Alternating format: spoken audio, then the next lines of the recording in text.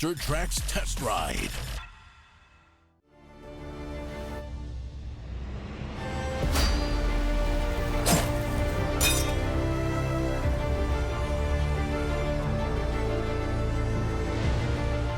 With the sticker prices of off-road vehicles skyrocketing in the past few years, there's a growing demand for budget-conscious ATVs that'll get riders out and keep them out on the trail.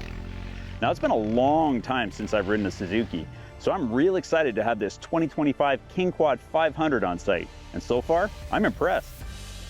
This model's the 500 XPZ, which is the top-tier trim package of Suzuki's 500 class in Canada, featuring electric power steering and a host of value-added features. It's powered by Suzuki's tried and true 493cc single-cylinder engine mated to the Quadmatic CVT, providing smooth and linear power delivery that's easy to manage in a wide variety of terrains. Initial throttle engagement comes on a bit soft, but builds steadily through mid-range to a respectable top end. Now, I got this unit going about 97 kilometers an hour on a longer than expected straightaway, which is about 60 miles an hour. At trail speeds, power delivery is smooth and predictable. Handling in the twisties feels light and confident thanks to its EPS, which lightens steering effort at slower speeds and reduces kickback felt through the handlebars when encountering roots, rocks, and other trail junk. Now, its EPS input level is comparable to the lowest setting on a tri-mode system, and I personally feel it could use just a hair more input. That said, I was glad to have it as we put this machine through some of the most aggressive terrain in our area, and it handled admirably. Smoothing out trail chatter, the KQ 500 features double A-arm front suspension and fully independent A-arm I-beam rear suspension, delivering 6.7 inches of travel and 7.7 inches respectively. And the shocks are basic gas charge units with 5-way spring preload adjustability. Rear sway bars do a decent job of keeping the KingQuad planted and reduce body roll when cornering.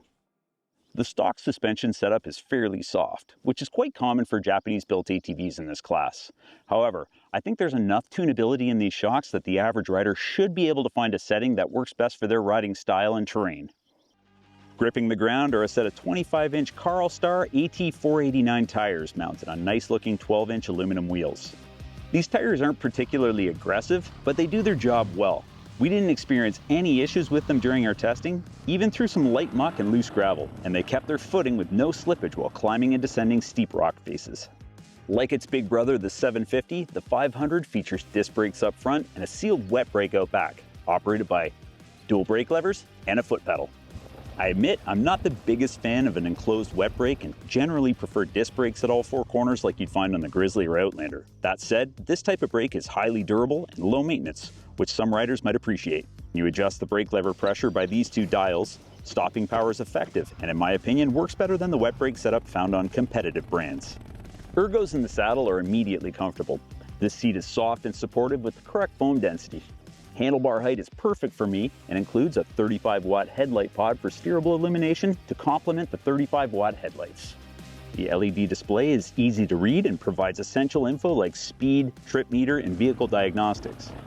The shift lever at my left, featuring high, low, neutral, and reverse, is easy to reach and operate, and the two-wheel drive, four-wheel drive dip lock switch at my right thumb is intuitive and easy to use when engaged, providing additional traction in slippery conditions.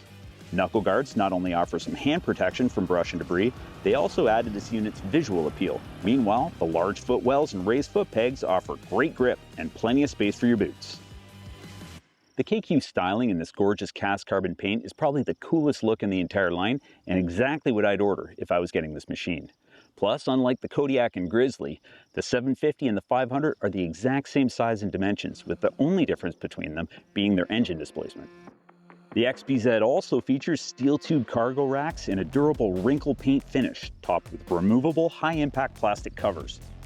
Out back, you'll find a hitch receiver offering a towing capacity of 1,322 pounds, which is more than enough for hauling a small trailer, camping gear, or firewood. There's also some screw-tight storage on the front fender here that's big enough to store your hat, wallet, or smaller items. And out back, there are two larger trunk compartments for water bottles or larger items. All of these are rubber sealed and fairly watertight. This unit's equipped with some aftermarket accessories like a rear bumper, this front brush guard and auxiliary light, and an aftermarket worn winch, which is probably the first item I'd pick up for my own ATV. It should be noted that while no KingQuad models come with a winch pre-installed from the factory, they are pre-wired for a winch and feature standard mounting plates to make installation easy. The 2025 Suzuki KingQuad 500 XPZ is a solid mid-bore ATV offering for Canadians seeking reliability and capability without breaking the bank. It delivers proven capability and ride quality and is well suited for everything from light utility work to full days on the trail. When the vision board says big bore, but your bank account suggests otherwise, the 2025 Suzuki KingQuad 500 XPZ is a dependable mid-sized offering that's worth a serious look. Make sure to subscribe and comment below for real interaction with the Dirt TRAX crew.